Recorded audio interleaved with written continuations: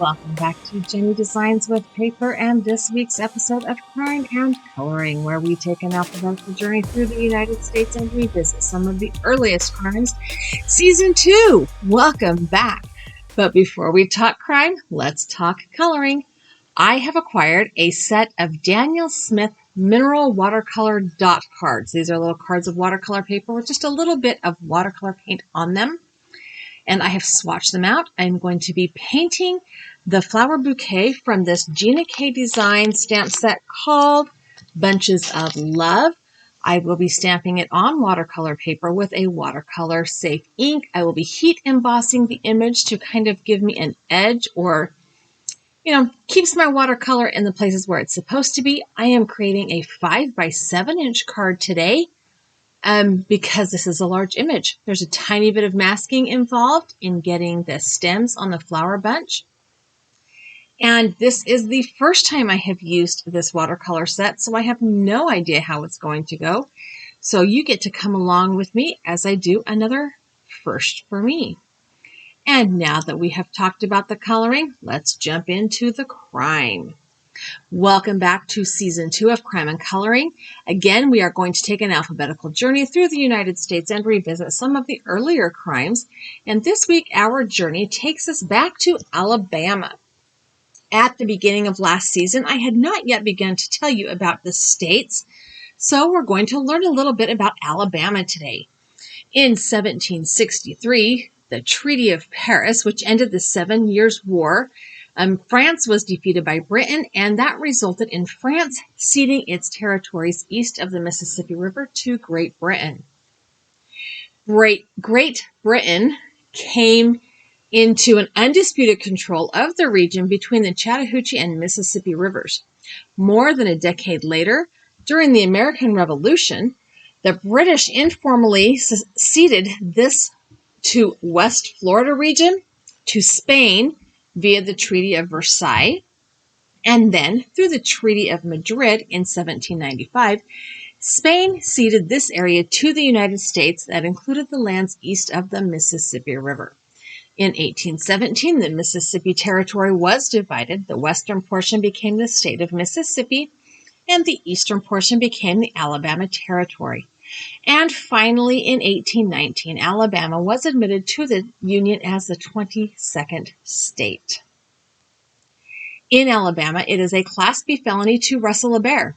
It is illegal in Alabama to sell, purchase, possess, or train a bear for wrestling. Alabama is the only state in the United States to have an alcoholic beverage as its official drink, which fits right into our story today.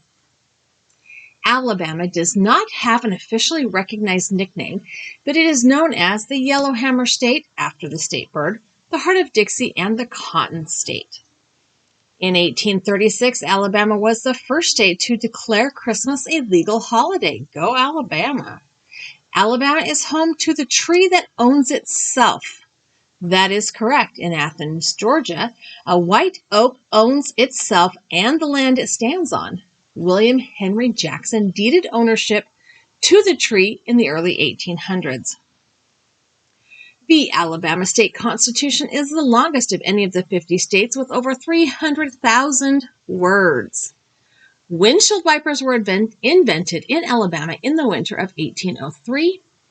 The telegram that started the Civil War was sent from Montgomery, Alabama to General Beauregard from the Confederate Secretary of War, Leroy Pope Walker. And that brings us to the Reconstruction era of Alabama, where moonshine, taxes, and murder go hand in hand. Post-Civil War Alabama was a difficult place to live. The state was, for a while, governed through martial law, basically. The Union soldiers were in charge as the emancipation of enslaved people or formerly enslaved people began. Also, the way of life and livelihood changed. Most of the plantations in Alabama could not be sustained without slaves, so sharecropping became popular. And the counties that were along the Coosa River were able to create or regrow business enterprises. Goods could be brought in and then sold to the residents in the area, and then other goods could be grown or made and then shipped out to other places to be sold. But the counties that were not close enough to the river to conduct business had to come up with another way to provide for their families. And make no mistake, those mountain folk had at least one really good idea: moonshine. This is the days before Prohibition, and actually Alabama enacted its own prohibition nearly 5 years before the federal government did. But anyway, in these days, in this time, moonshine was legal, kind of. You had to be running a licensed still, and the license was given by the government, and that was, of course, so they could take their pennies, their taxes. You could create moonshine for your own personal use, and not pay taxes on it, not have a license. But if you were caught selling or distributing this moonshine, that was a big no-no. And let's be honest, most of those, quote, family stills, my air quotes that you can't see, the liquor that they made definitely found its hands into non-family members. Now, because alcohol and the creation and consumption of alcohol was being regulated, we have the need for a new type of government employee. Enter the revenue agent. Revenue agents were men assigned to different areas that were authorized by the federal government to visit the legal whiskey stills and collect the taxes owed. Words are hard. The agents could close down any still that couldn't or wouldn't pay their taxes, including legal stills. So they took out the illegal activity, they collected the taxes, and these revenue agents, they got to set the tax amount. Talk about an area of government oversight that was ripe for corruption. It was also an unwritten rule that any illegal stills that were found could be destroyed. Sorry, that word stills is weird for me to say because, braces and stuff. Anyway, illegal stills could be destroyed. And as you can imagine, this destruction by tax collector was not very popular with those who were trying to make a living selling their own brand of moonshine with or without a liquor license. The revenue agents assigned to the Etowah County District were actively engaged in an attempt to suppress the illegal distillers and the distribution of their alcohol during the first part of 1875. Much to the unhappiness of the residents of the county. And our story today is about one such agent. Holloman Leatherwood was born in 1847 in Tennessee. If I got the correct record, his father was a man named John A. Leatherwood and his mother, Frances Franklin. And I say if because the family record that I found Holloman on, it was a census record, was linked to John. But John's family tree has Holloman named Holdman. But we are going to assume they are the same person because they were on the same census record at the same address, and we are going to call him Holloman because that's how he's named in the story I read. Anyway, Holloman was the fifth of 12 children born to John and Frances. They had 9 boys and 3 girls. And because this is post-Civil War South, records of his life before he appears on the scene as a revenue agent are sparse. As in, I couldn't find any. I couldn't even find records as to whether or not him or his father served in the Civil War, which they probably did, but I couldn't find any record of that. And you'll see why in a little bit. In 1875, the communities of Sardis and Happy Hill were 2 communities in Etowah County in Alabama that were kind of off the path of the Coosa River. And they were also trying to make an economic comeback from the losses of the Civil War. Now, both these areas generated income from liquor stills, legal and illegal stills that were hidden in the foothills of Sand Mountain. This area was covered with crevices, hills and valleys, thick and tangled underbrush. Animals greatly outnumbered the people, and the landscape offered camouflage of the still houses from the revenue agents that came looking to collect tax money. An article that ran in the Gadsden Times newspaper on June 4th of that year said, quote, "No one man can safely ride over these mountains and cut up stills and bum still houses. It is folly to attempt it. The men who have tried it so far have met with a bloody reception," end quote. I don't think the newspaper writer was referring to the terrain and the wildlife. Tax collectors have never been the most favored government of agents, and in the aftermath of the Civil War, with many people having lost everything, the collection of taxes for the federal Union government was a painful reminder that the South had lost the war. Holman and his partner, a man called Peavy, were assigned to collect the collection of the taxes in the Etowah County area. And here's the kicker. They determined what amounts were fair. They also determined which stills were operating illegally. You see my air quotes here. And they destroyed them. They also had the unwritten authority to destroy legal stills if the owners couldn't or wouldn't pay the taxes.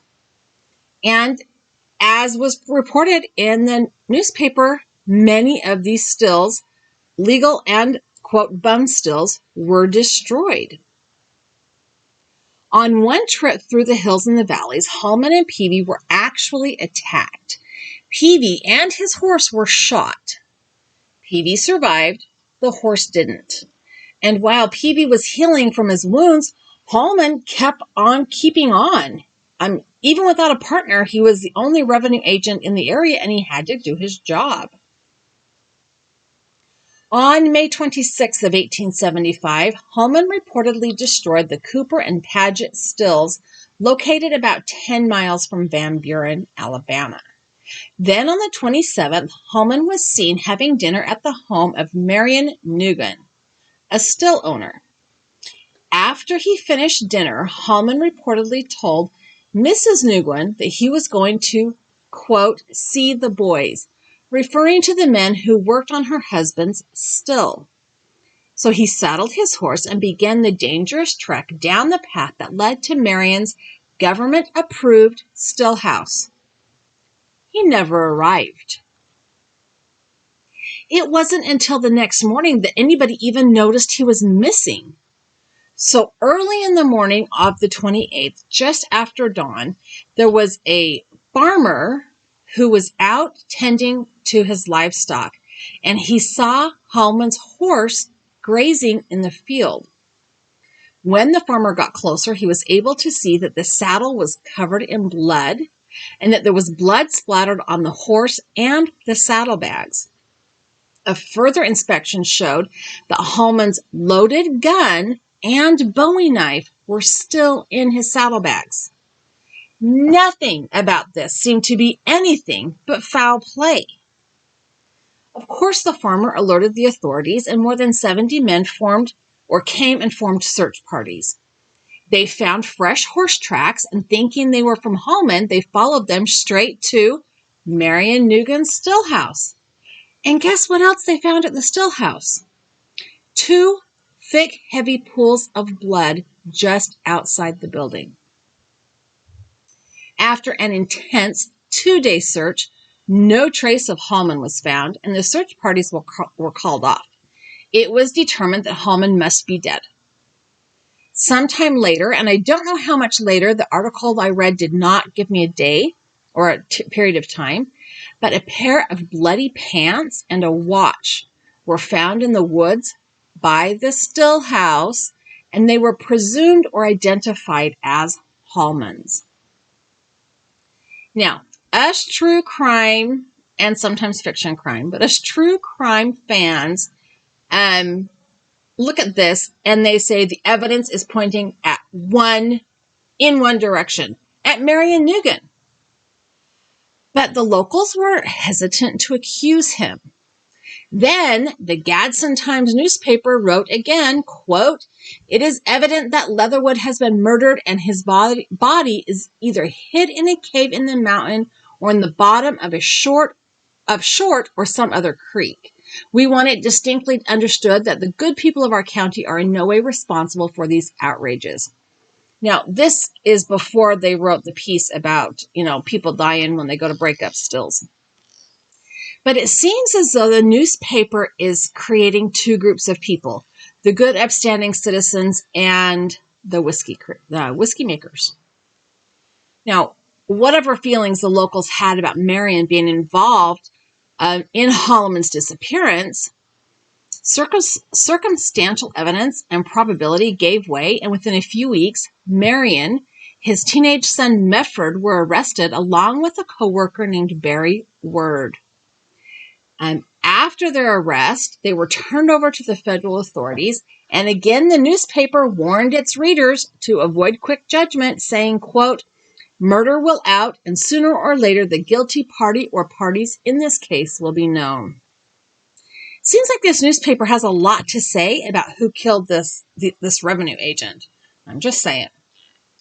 So the suspects were turned over to the federal authorities, and the federal authorities continued to search for evidence.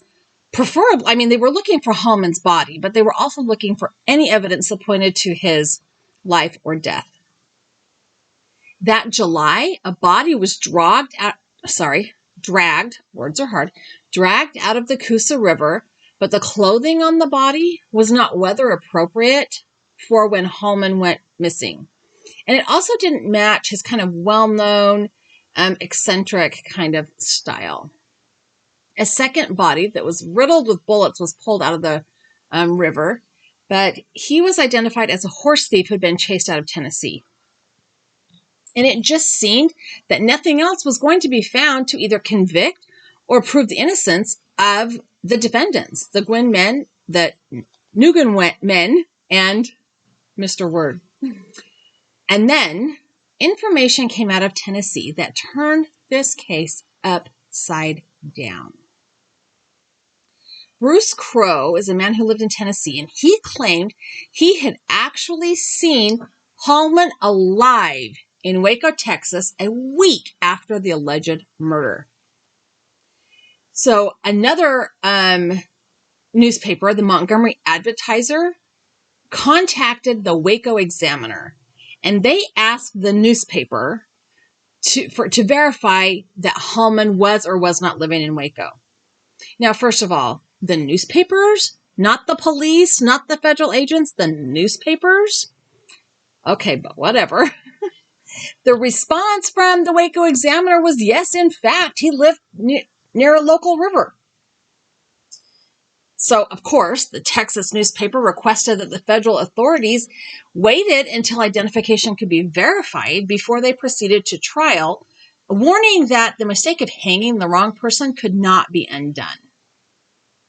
Well, but it's probably fair to proceed with caution at this point. After the alleged sighting of Holman was made public, the Gadsden Times changed their story. Instead of siding with the more upright citizens of the counties, or the county rather, how they created those two groups of people, the paper then used its power to defend Marion, Medford, and Barry. I keep wanting to put an N in his name. Medford. This time, the newspaper blasted the federal agents and lawmen, calling them vengeful, claiming that their indictment of Marion, Medford, and Barry was just vengeance on the death of a lawman. The paper actually went so far as to claim that Holman framed the men and took off with $1,000 in tax revenue, fleeing to Texas to start a new life. The federal agents and the federal lawmen were accused of being complicit in Holman's escape to Texas. Like that they knew he had gone and they totally were looking the other way. And eventually the government had little choice but to release the defendants and drop the charges. Now, there was never any legitimate evidence to prove that Holman had stolen any tax money. Like, numbers didn't show. And there was also no legitimate evidence proving that he was alive and living in Texas. His body was never found, and he never resurfaced. Like, literally never. There's not a find a grave. There's not a cemetery record. There's not a census record. There's a nothing about Holman Leatherwood. Nothing. Holman's father, John, offered an $800 reward for the return of his body, and John even led himself several searches into the Coosa River, but he was completely unsuccessful. Many years later, the Etowah County erected a memorial to all of the slain lawmen that had died in the area, but because Holman's fate was unknown, his name was not added to the memorial. Okay, it is entirely possible that a less than honest tax collector could have absconded with some unrecorded funds and disappeared into what was then the edge of the United States, Texas, never to be heard from again. I will grant that it is possible. However, I am in the camp that the Nguyen family distillery operators did him in. Too much blood, too much like pools of blood, bloody horse, bloody clothes. And I don't really buy that he would have left his watch behind in order to frame somebody for his death. Watches weren't as easy to come by then, and people those things were handed down generation to generation.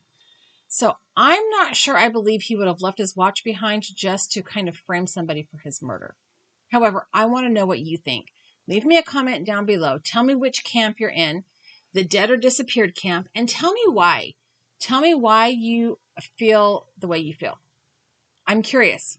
I want to see how many people feel like he disappeared and how many people feel like he was done in.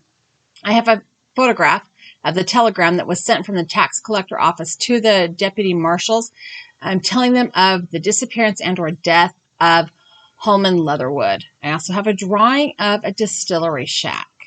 A little too far back to have actual photographs. Thanks so much for stopping by today. I hope you enjoyed the beginning of our next season of Crime and Coloring. I have a couple of other videos here I think you would like. I've added that subscribe button. If you have not yet subscribed to my channel, I would love it if you did. Leave me a comment down below, give me a thumbs up, and have a really fabulous day.